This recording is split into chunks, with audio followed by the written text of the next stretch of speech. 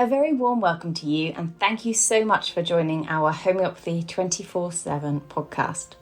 We are going to be speaking to an array of international guests who will share their knowledge and experiences of homeopathy with you. We will discuss all types of subjects such as remedies, symptoms, and stories of health. No matter where you are with your homeopathic journey, we aim to inspire you on your quest to natural health and living. The podcast is brought to you by Mary Greensmith, the founder of Homeopathy 24/7, which is a global platform connecting you with a homeopath wherever you are in the world, 24 hours a day. So let's get started with today's chat. Please welcome Mary Greensmith. Hello, Rachel. Thank you for joining us with our Homeopathy 24/7 podcast. It's lovely to see you. How are you today? I'm great, Mary. All the better for seeing you. Oh, that's really kind. Thank you. You are going to tell us about your favourite remedies. Is that right? I am, yes. I love these remedies. I've used them in my practice extensively and also in my family. So my favourite three remedies are Tuberculinum. Ooh. I know, quite an in-depth one. Medorrhinum, and also Carcinosin. Oh, wow. Okay. So your favourite remedies are all miasmatic remedies. Let's just, for the people that don't know homeopathy too well or have just used it at home themselves, how would you explain what a miasmatic remedy is? A miasmatic remedy is something that takes into consideration your whole health. It will take into consideration your inherited susceptibility. So it might be something in our ancestors that has triggered this dis-ease of our bodies. And so my job as a homeopath, when you come and see me, is to do a timeline. And I want to see where your susceptibility lies, and does it lie in your family? Now we can have, let me just explain. So I did a lot of work with miasmatic remedies when I was in India. Okay. And I learned an awful lot about them. And so miasmatic remedies firstly work. So the main four are Psora, psychotic, syphilitic, and tubercular. Do you want me to tell you a little bit about them? Just explain, how we might recognise the different miasms in our family traits. Right, well, the first one is Psora, and that is all about hypo. So when people have not got enough of something, hypoglycemic, they could, everything that is lacking. They might struggle with their health, putting weight on. They might have issues where they are anemic. So you can try and work out whether someone is hypo from how their body is responding. Then we've got psychotic, which is actually the opposite, hyper. So it could be hyperactive, hyperglycemic. It's all about too much. And also it's about psychotic. Another part is circular lesions. So it could be on your skin, circular. So that is psychotic. So I will take all of the information and see where the family traits lie with that. So they've got too much of something. Could be too heavy a periods. So it's all too much. Then we've got syphilitic, which is destructive. And basically it's when the body starts to destruct on itself. So it could be, I saw a lot of that when I was in India, where the skin was actually destructing and starting to almost go down to the bone. Yeah. And then tubercular, which is my remedy. And it's usually when there has been tuberculosis in your generations, in your past, and it's when the symptoms are constantly changing. So it could be, for instance, glandular affections where it's the throat, but then it will become the ears, and then it will become the tonsils, and it's a constant movement of symptoms. So I hope I've sort of given you a brief, clear explanation. Yeah, that's really, really good about the actual physical side of it. But I think we could go a little bit further with explaining about actually this emotional as well. Because, of course, with the Psora, we've got lack of, we could have patients that come and we think about the psoric properties of somebody that perhaps is quite slow and low energy as compared to someone who is hyperactive. Yeah, and they would be talking really quickly, and also want to experience loads of things in a fun way. Tubercular. Yeah. Tuberculinum people love to travel, and they'll do lots of different hobbies and then drop that and move to another hobby and drop that and love to travel. Whereas psoric people don't want to go away. They want to be at home with the doors closed. Yeah. So it's not just the physical, it's very much the emotional, because what happens in your mind affects your gut and your skin and your overall health. There is that indelible, it's so intertwined. And I think a lot of homeopaths understand this, but allopathic medicine is either a mental drug or a physical drug. They don't seem to bring the two together, which is why homeopathy works so well on the individual. Okay, so by allopathic drug, you mean normal Western medicines that people are getting, not homeopathic. Okay, so it could be antidepressants, and steroids. So they're all different things. Yeah, it was very interesting. A time I was working with refugees with a nurse in Greece, and she was so excited when she realized I had homeopathic remedies, because she treated the children and she only had antibiotics, steroids, or antidepressants. And you know, if you think, okay, you've got everything in the world, which are you going to give, you know? And then it makes you realize how lucky we are with homeopathy, that we've got so much choice, haven't we? We're very lucky. I mean, gosh, there are thousands of remedies, but predominantly we use the polycrests, which are our main remedies, because they do seem to fit many symptoms. Yeah, you're absolutely right. And it's easy for us to have kits of those and to use them for first aid symptoms as well. So let's go back to your favourite remedies then and explain how they are. So let's start with Tuberculinum. This is one of your favourite remedies. You've already said that it's a remedy that suits you very well.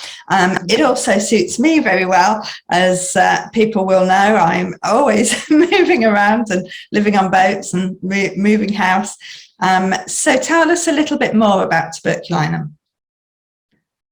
Tuberculinum I love for many reasons. It's been invaluable to my family. One of the symptoms that I helped treat was constant UTIs.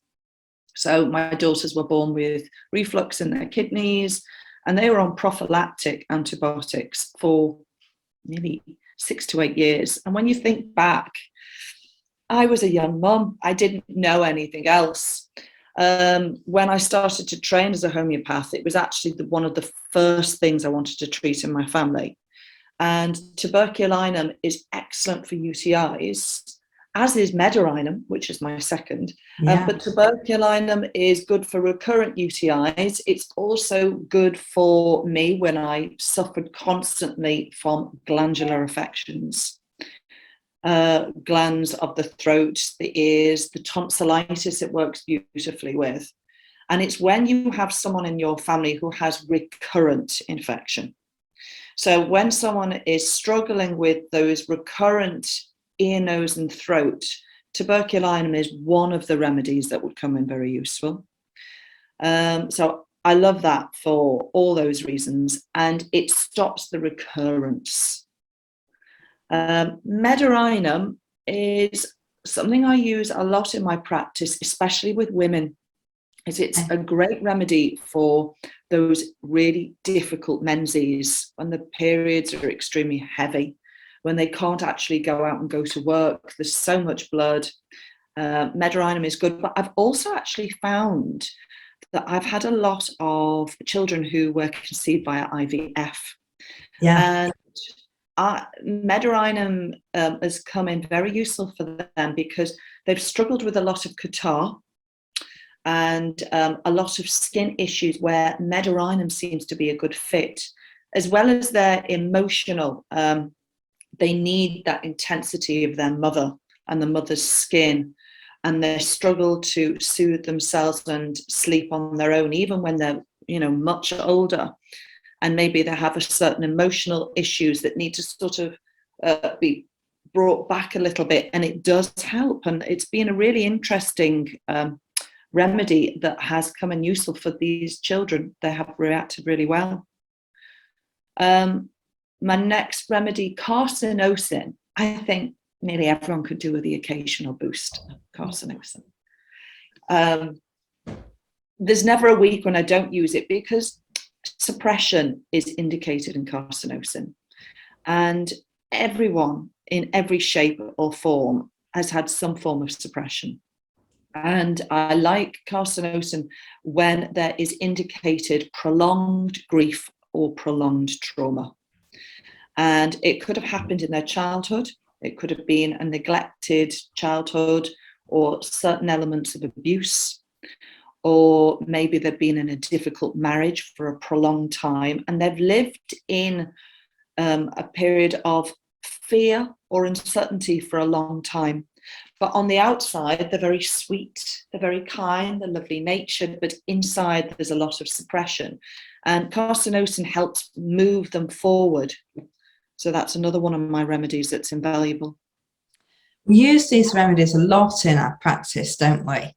And they are much, much deeper than the normal first aid remedies that people can use at home. So, Rachel, these three remedies are all nosodes. How shall we explain to those of our audience today that are listening more about a nosode? What is a nosode?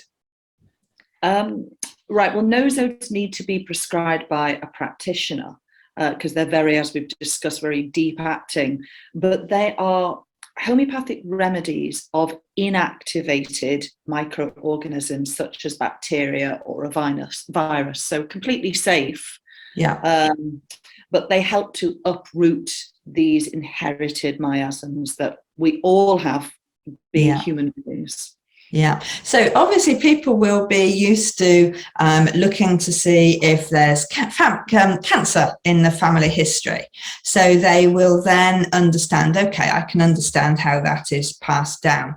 But my understanding of other things, like, for instance, tuberculosis, even if treated using Western medicine, if then you are conceived, you will inherit a slightly changed version, effectively, a susceptibility of the tubercular miasm. And we can often recognize that, can't we, with clients who come to us, especially children, perhaps, who have got allergies or asthma or eczema. Is very much... Very tuberculinum children can be 0 to 100 in seconds, and they can have a lot of maybe ADHD indicated, or a lot of anger, and they can be lovely 1 minute but explosive the next. So it does come in useful for many children, mine included. Yeah. And then Carcinosin.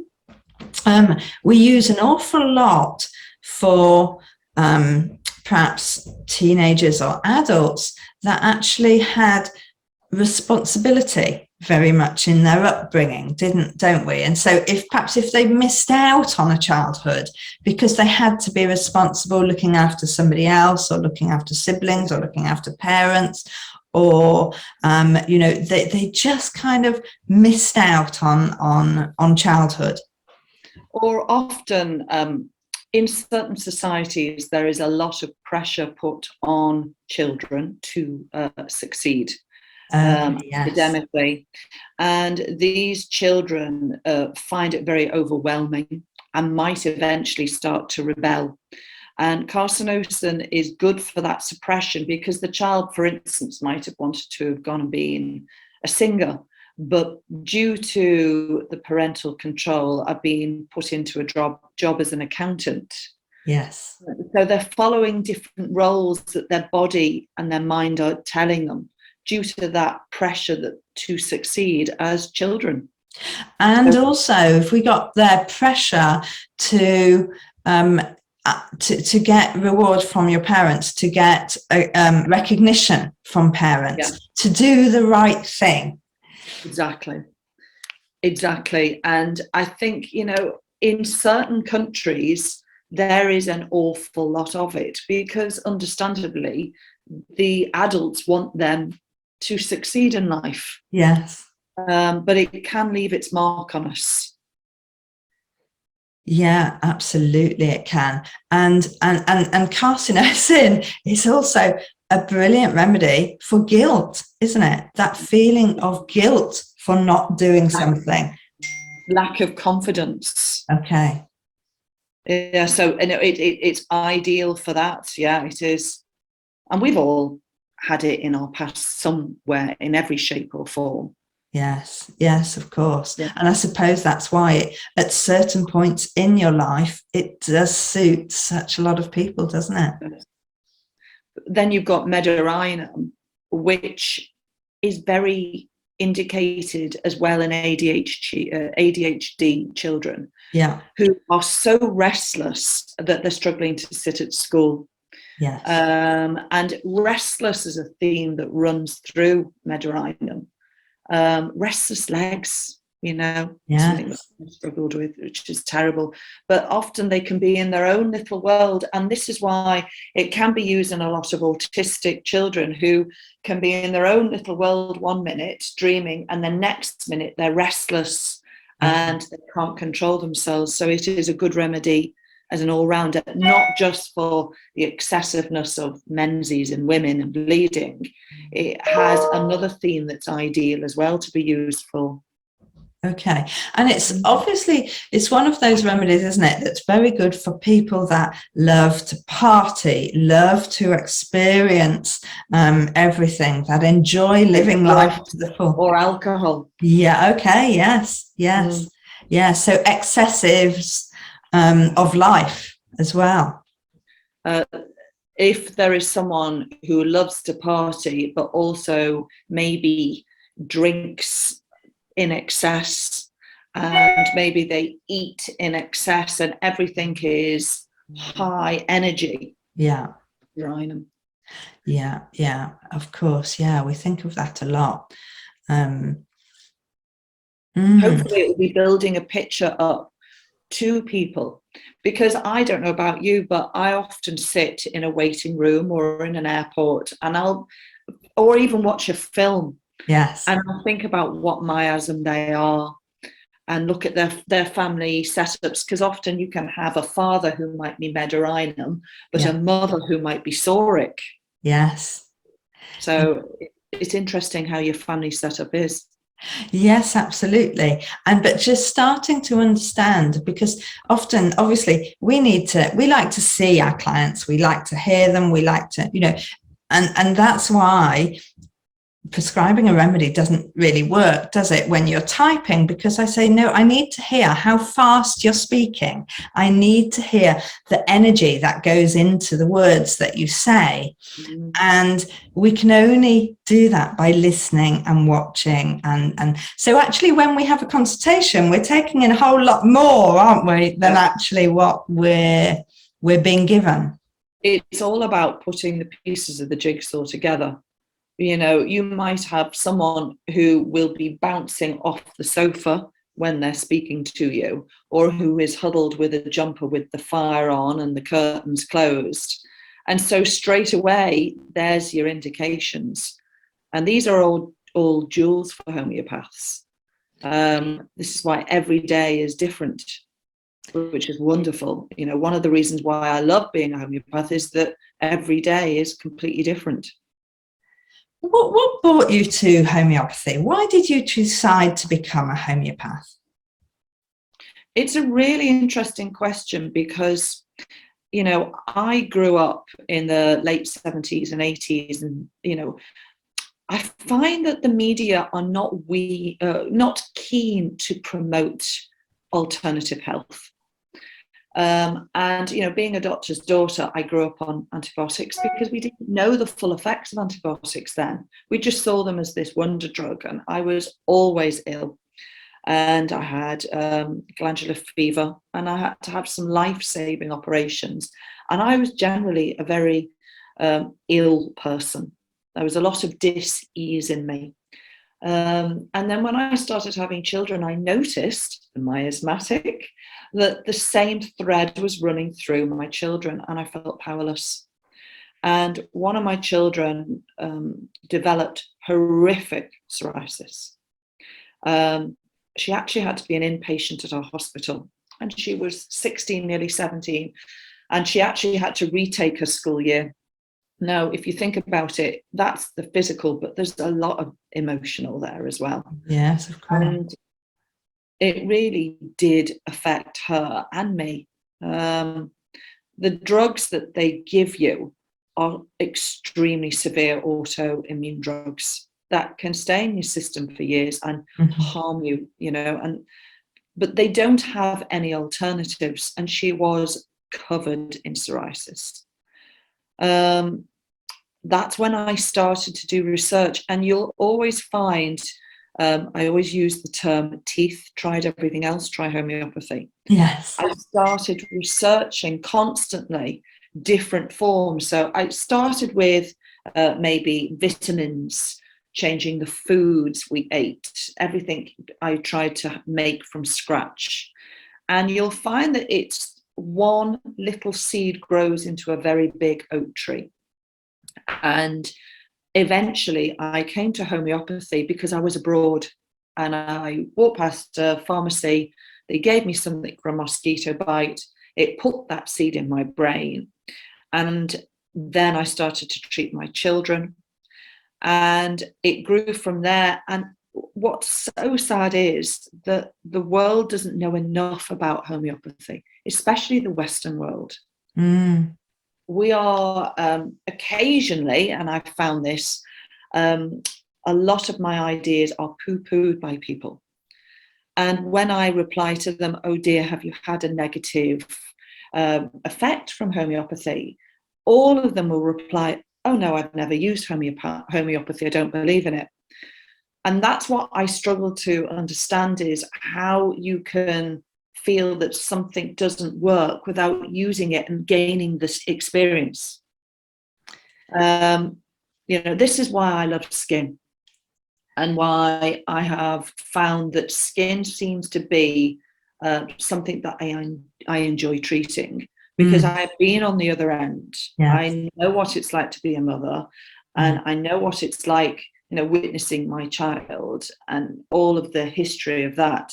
And I have sort of veered towards treating skin, and I have a lot of psoriasis, eczema, shingles cases, which are very detailed.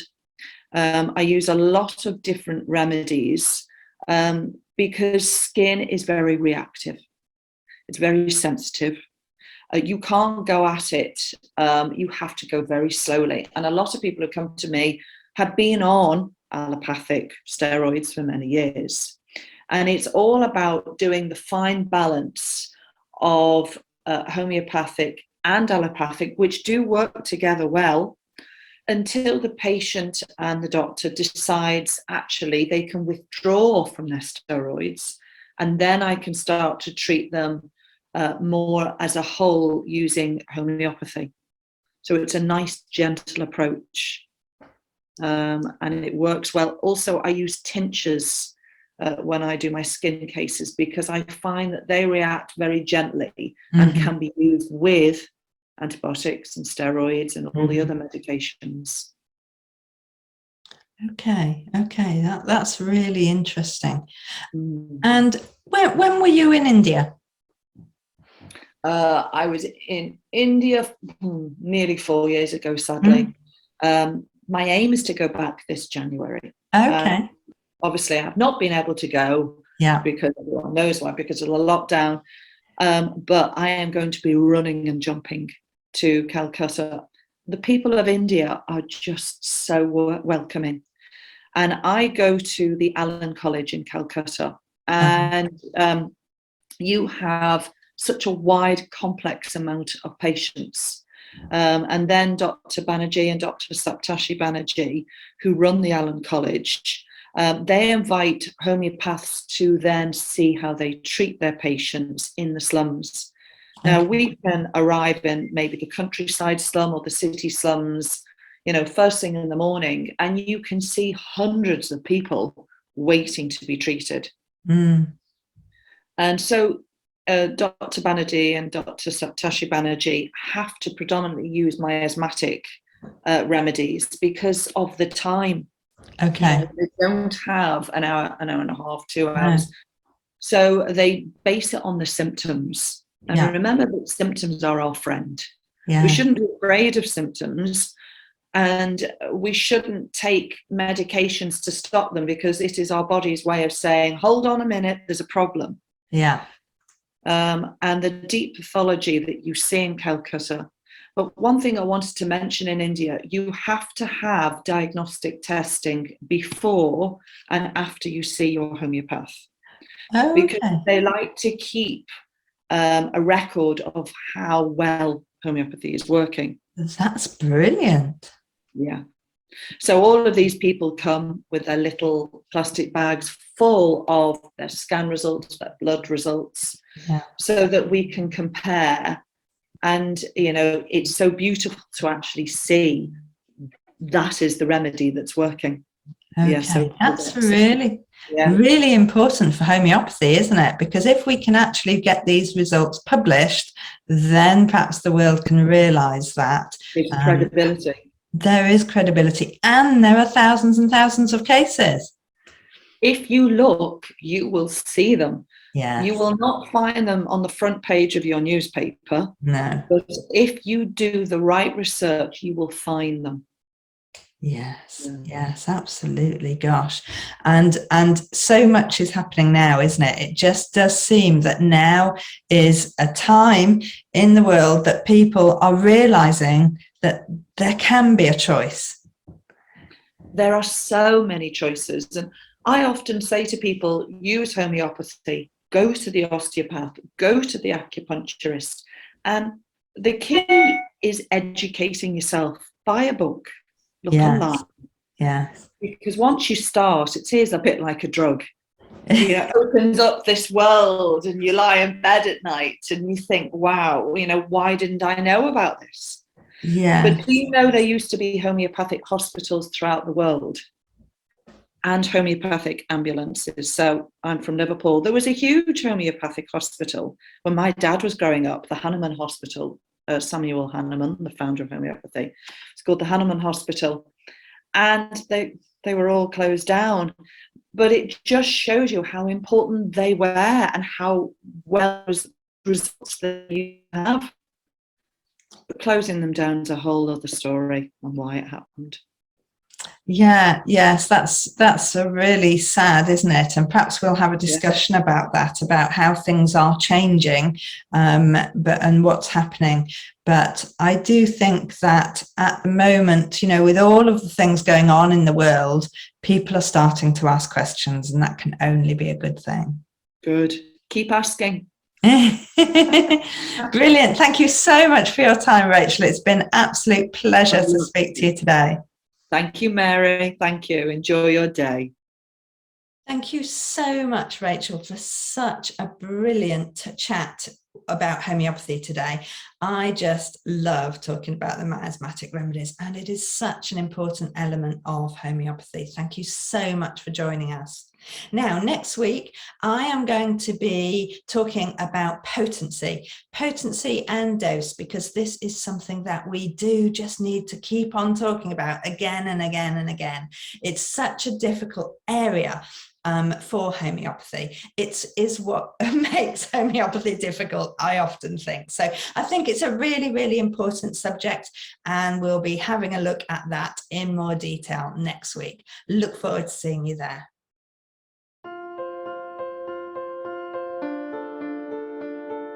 We hope you enjoyed today's episode and look forward to listening to our next one.